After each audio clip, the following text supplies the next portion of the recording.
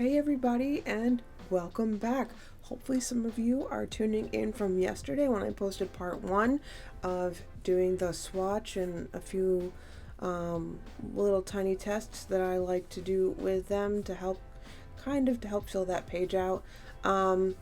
But today is part 2, and that is the fun part of just painting with these inks and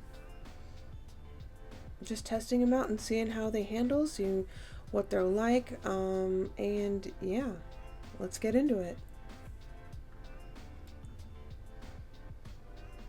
So for this first part, I really wanted to draw some clovers. The artist Yinia, I believe it is, she also works with these inks and does some really pretty pieces, and she had done one piece with a bunch of the girl standing with a bunch of clovers. I will try to link that down below and you can watch her process video of that.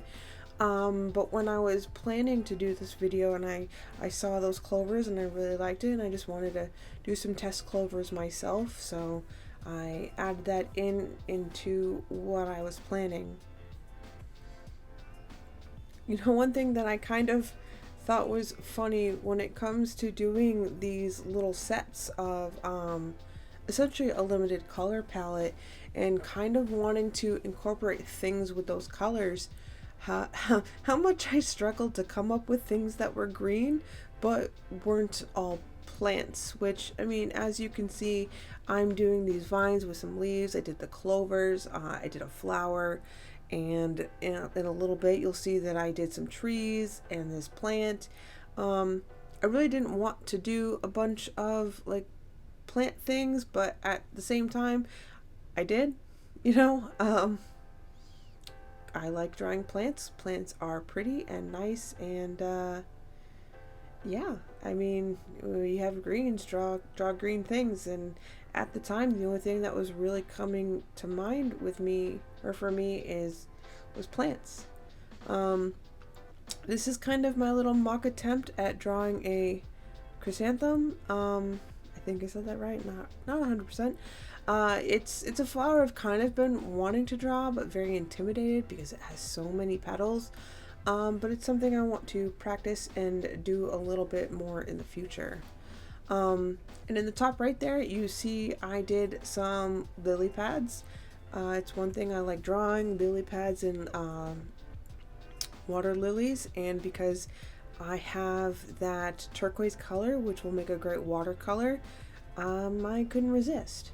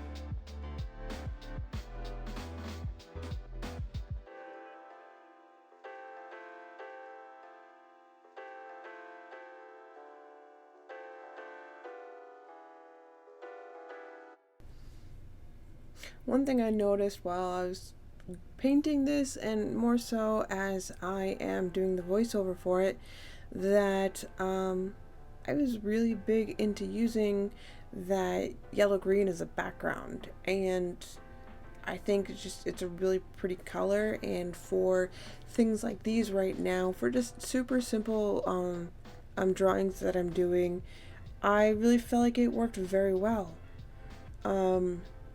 As you can see with the flower, that I put some masking fluid over top of it, and I specifically put it over the stem, which I have already covered.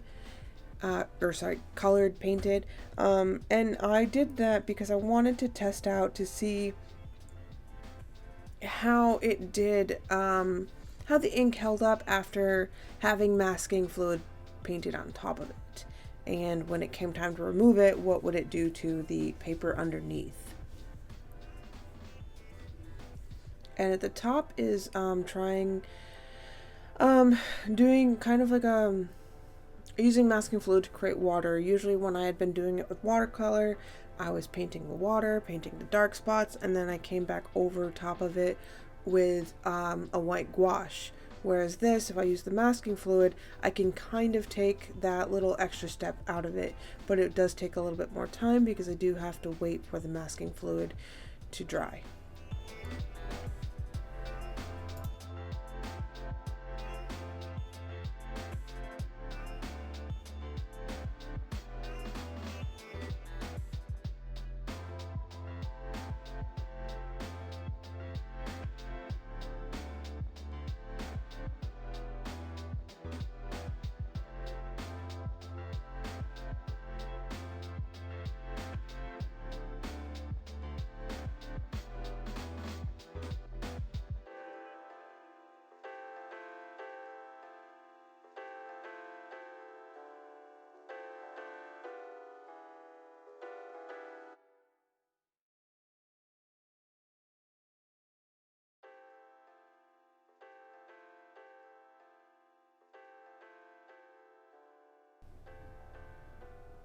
This next part here is really one of my favorites. As much as I felt like I really struggled with the flower and making it kind of look right. Look how deep and beautiful that turquoise is. Like, if I could have just painted the whole page that color, is such a bright and saturated color. And even this one here, that should be the mix of the turquoise and the yellow green, and that's just, these inks give just such nice, bright and vibrant colors. And it's, as I've been working with them a little bit more and more, they are really a joy to use. And it's really something just to take getting used to, because they are permanent. In some of my future videos, you may or may not notice, I noticed when I was doing them, I wasn't trying to be like super careful, but I wasn't trying to be sloppy. And while doing certain test pieces, you know, I went outside the line, and that's not something that's easily correctable depending on, you know, what you're doing, what part of the picture it is. So I just removed the masking fluid from the flower, and one thing I did notice, I would say that I don't know if it's the type of paper or the brand of masking fluid. The ink was largely untouched, but I do feel like when I took it up that it just took like the very, very thinnest surface level of ink off. I can't say enough to be directly noticeable, but it was an observation I made because it was right in front of my face.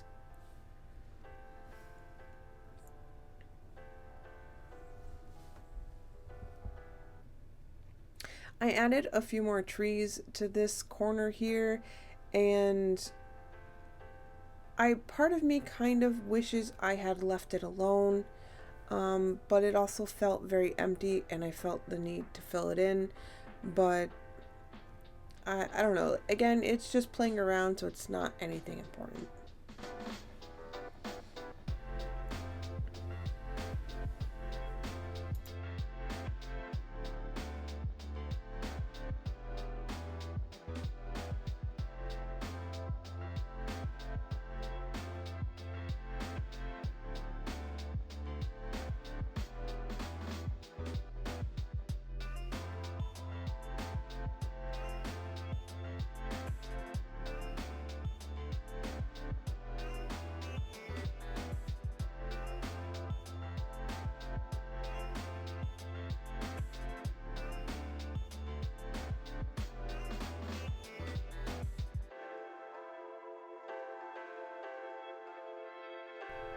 And this part here is, adding some of that texture to the water and adding those dark spots. And now finally, with all the ink being dry and the masking fluid dry, we can really just go and remove all of the masking fluid and give that water effect that I was going for.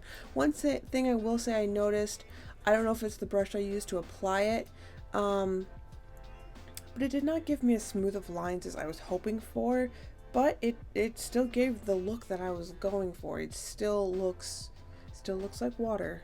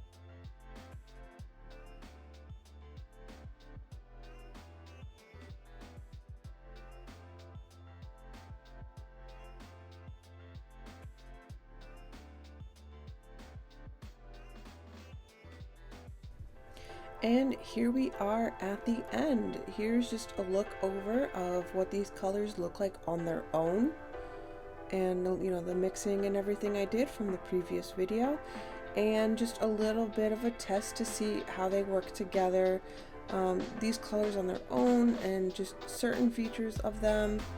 And I really liked this set. I enjoyed it. I loved that bright yellow green. I really like the flower and how it stands out from that turquoise.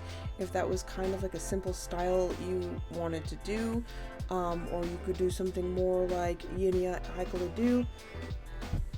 Sorry, like Yinia and Heikala does. You can, get those gradients and really treat them like watercolor. It is something I'd like to try and do in the future. So that is it for this video. These are the gem greens that feature the phthalo green, the turquoise, and the yellow green. Next time, the one I will be featuring next will be the shadowy blues, which have some blues and purples in them, and I really enjoyed doing that piece. So please hopefully look forward to checking out that video when I am able to post it. Hopefully that should be coming up maybe the end of next week, but I have a lot to figure out and some other things to get done. But it will be soon. It will be in January. So yeah, that's it. Thank you for watching. Again, welcome everybody who is new. I hope to keep you interested and coming back. And as always, thank you for watching and hope to see you next time. Bye.